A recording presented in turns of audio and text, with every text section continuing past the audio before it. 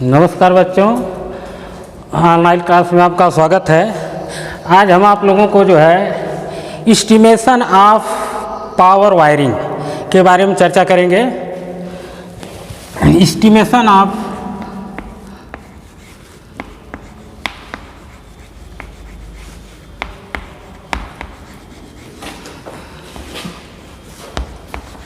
Power wiring.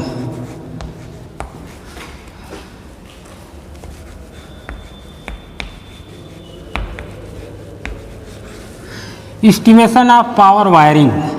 देखिए, power wiring के अंतर्गत जो आपका आता है वो आता है 15 ampere socket, 15 ampere socket point.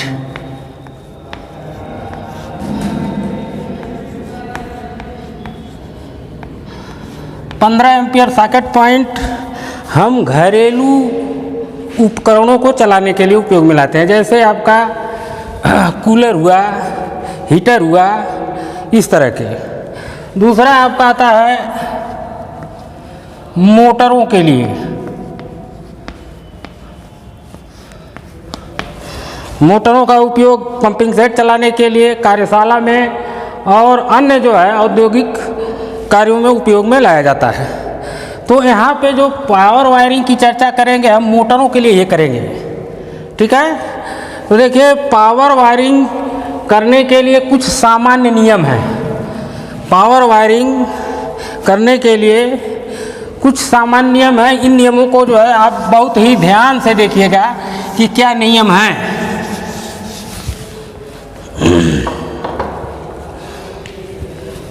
सामान्य नियम,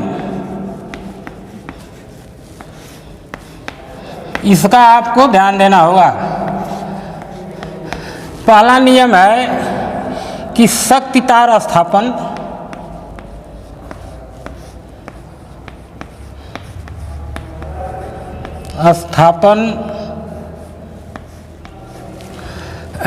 धातु मेट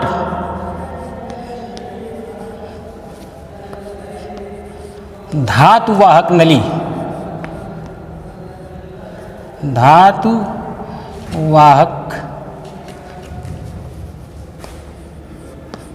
वाहक नली के द्वारा।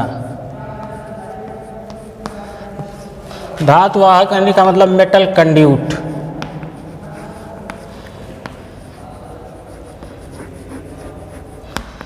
मेटल कंड्यूट का उपयोग किया जाएगा। पीवीसी कंड्यूट का उपयोग नहीं किया जाएगा, जैसा कि आप जो है आंतरिक वायरिंग में कर सकते। दूसरा जो है, हर मोटर के लिए, यानी कि प्रत्येक मोटर के लिए अलग अलग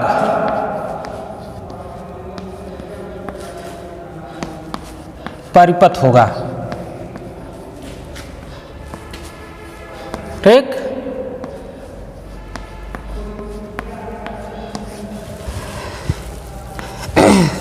तीसरा आपका इम्पॉर्टेंट नियम है, वाहक नली में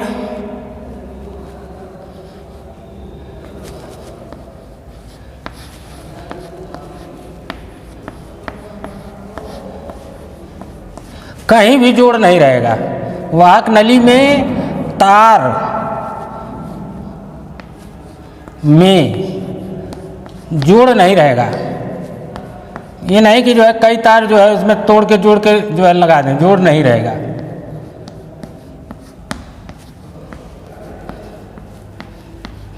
ठीक। चौथा आपका इम्पॉर्टेंट है, सारे स्विच, वितरण बोर्ड,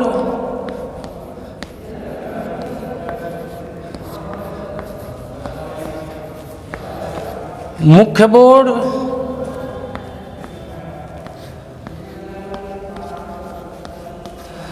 धातु बोर्ड,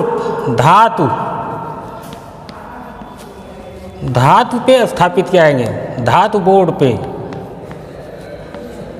जैसे आंतरिक वायरिंग में लकड़ी के ऊपर भी स्थापित कर देते नहीं है, हमेशा धातु के पर ही स्थापित करेंगे। पांचवा इम्पॉर्टेंट है कि जो तार यूज करेंगे आप, न्यूनतम जो माप होगा, न्यूनतम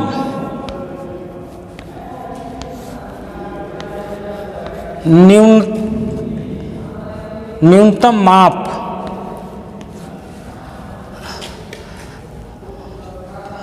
तार की वह होगी आपकी 2.5 mm स्क्वायर। यह क्या है? एल्युमिनियम चालक या 3/0.92 mm ताम्र चालक।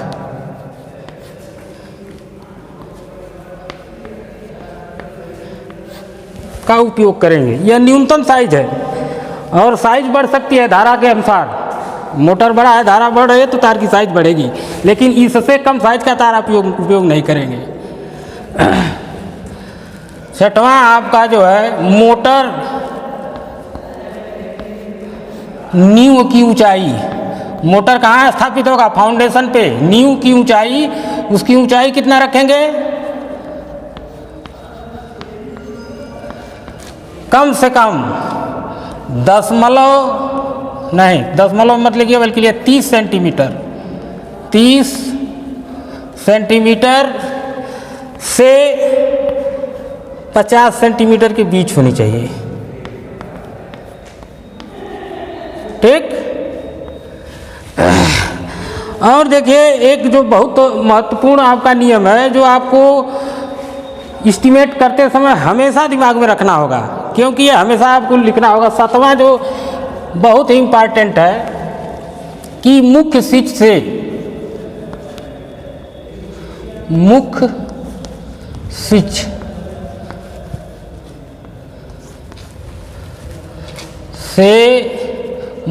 स्विच, मुख्य स्विच से मोटर स्विच तक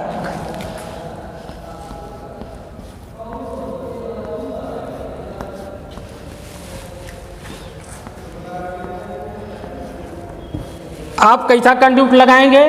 दृढ़। कैसा? दृढ़ कंड्यूट का उपयोग करेंगे। दृढ़ यानी कि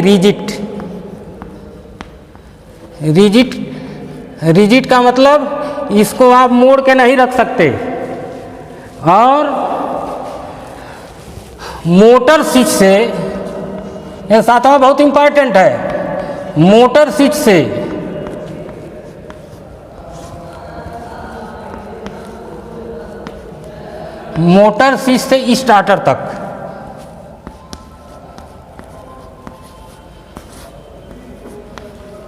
स्टार्टर तक आप फ्लेक्सिबल रखेंगे, जिसको कहते हैं सुनम्य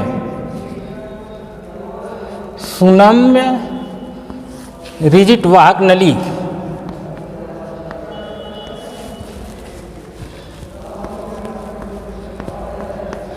और यहाँ सुनम्य वाहक नली रखेंगे।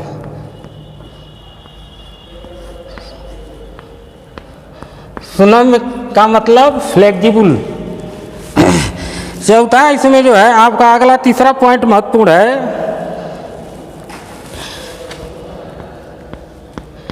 आप स्टार्टर तक आ गए। अब स्टार्टर से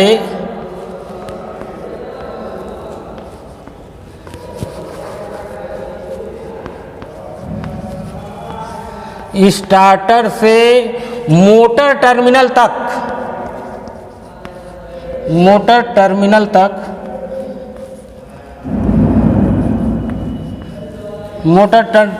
तक दृढ़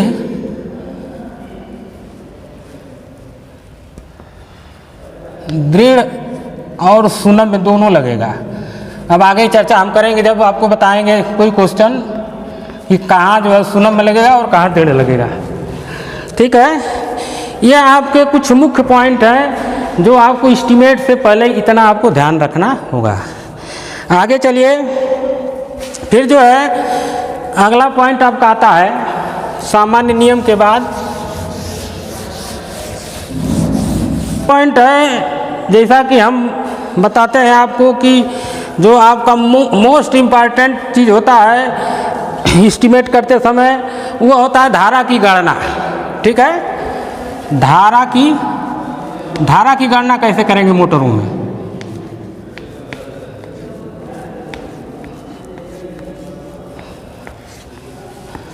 अब देखिए धारा की गणना डीसी मोटर के लिए अलग होगा। पहला है आपका डीसी मोटर के लिए।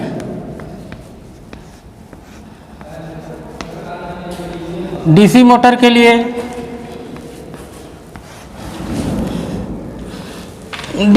के लिए देखिए आप जो है अपने हिसाब से, किताब के हिसाब से फार्मूला मत रटिएगा। देखिए इफिशियंसी आइएगा, इफिशियंसी बराबर होता है आपका आउटपुट बटा इनपुट।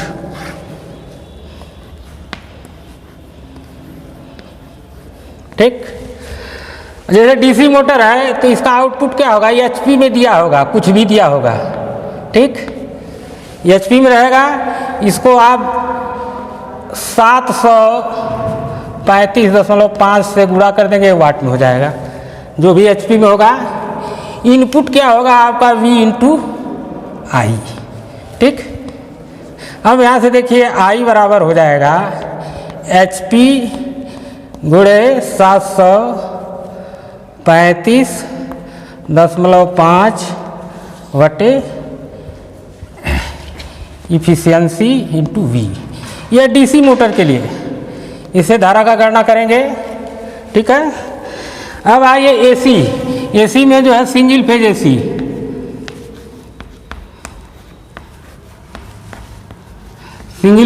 मोटर, अब इसमें भी आइए आप, इफिशियंसी बराबर आउटपुट बटे इनपुट। ठीक,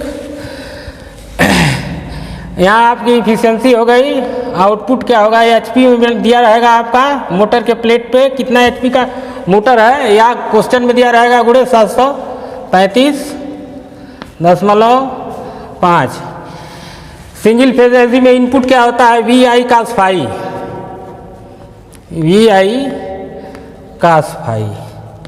ठीक, अब यहाँ से आप जो है आई निकाल लेंगे तो आपका हो जाएगा इफिशियंसी V,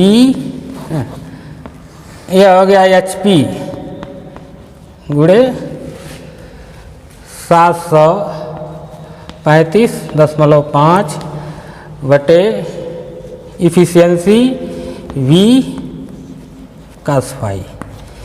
यह आपका सिंगल फेज एसी के लिए। इसी तरह से आप थ्री फेज एसी के लिए जो है धारा की गणना करेंगे। थ्री फेज एसी मोटर के लिए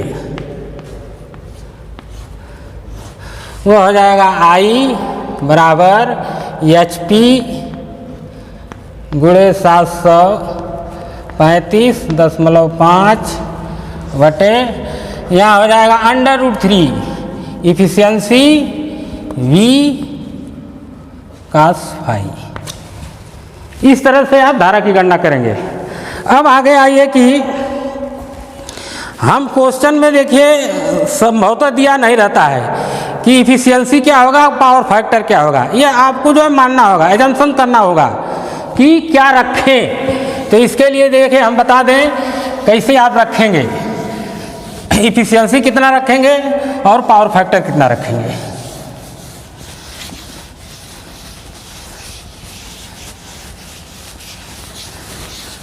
देखिए जो आपका इफिशियंसी है, इफिशियंसी यह जो है 1 से 5 HP तक मोटर के लिए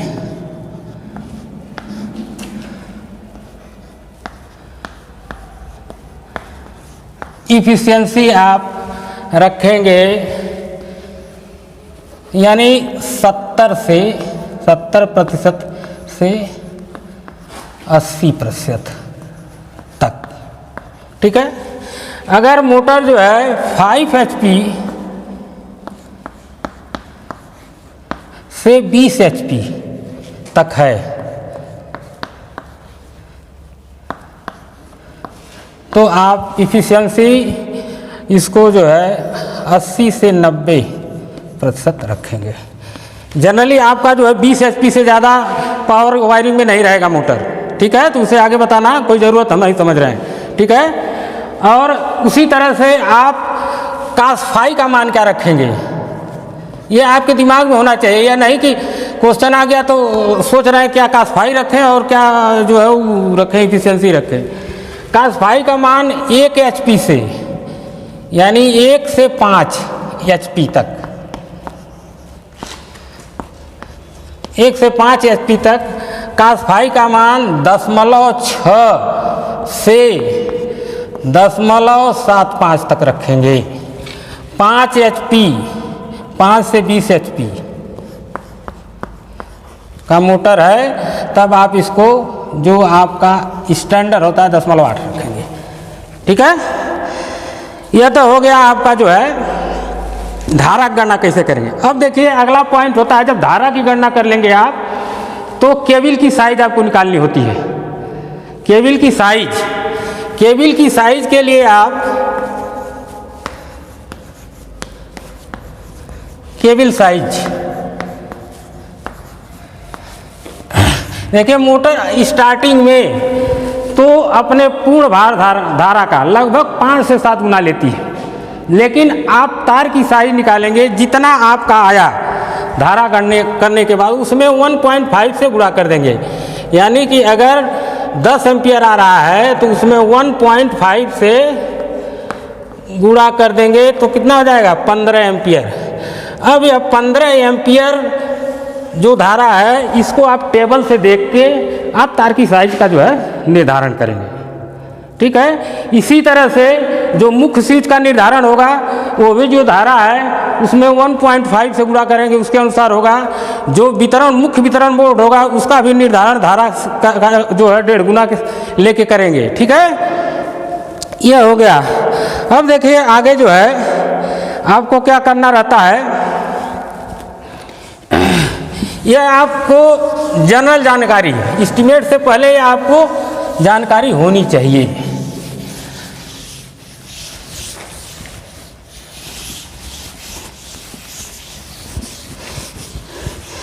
अब देखिए यह तो हो गया, एक चीज़ और आएगी दिक्कत।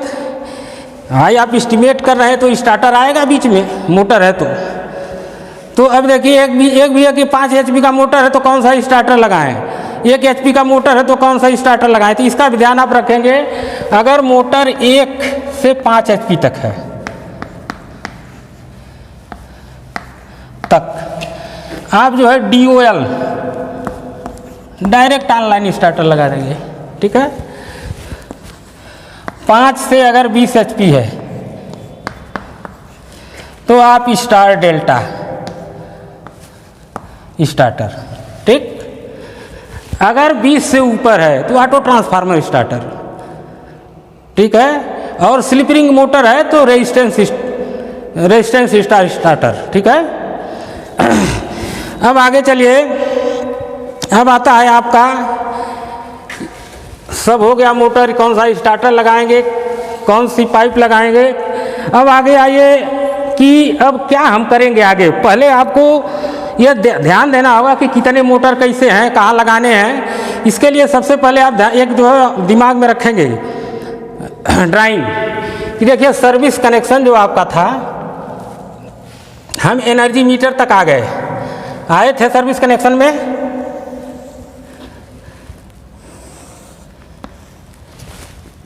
ये देखिए एनर्जी मीटर,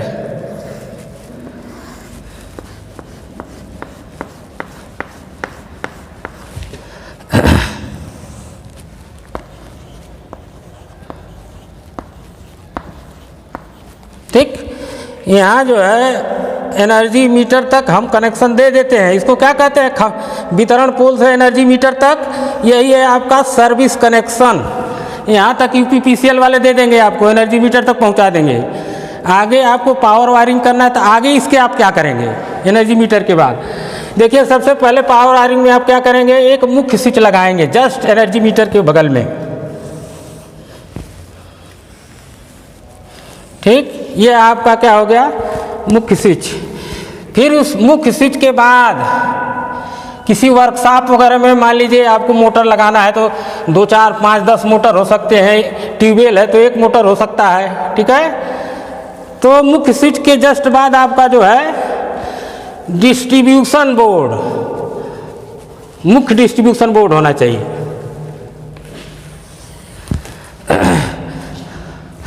अब देखिए जो है यह आपका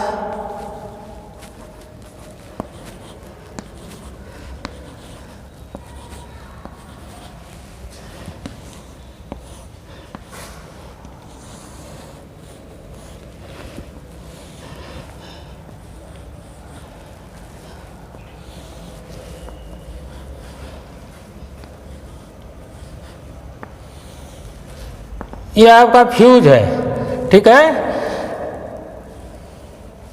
अब यहाँ से आप निकालिए इस लाइन को।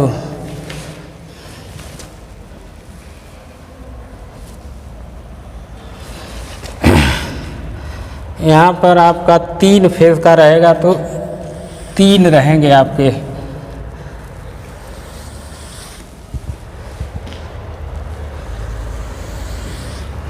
ठीक,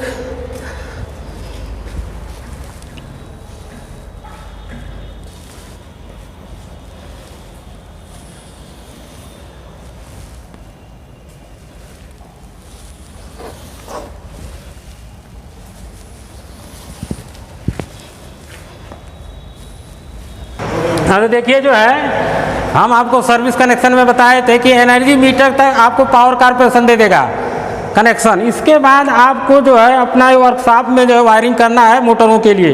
तो एनर्जी मीटर से हम क्या करेंगे, एक जो है TPIC का मतलब ट्रिपल पोल आयरन क्लैड मुख्य स्विच लगाएंगे। इस मुख्य स्विच से वितरण बोर्ड में ले जाएंगे।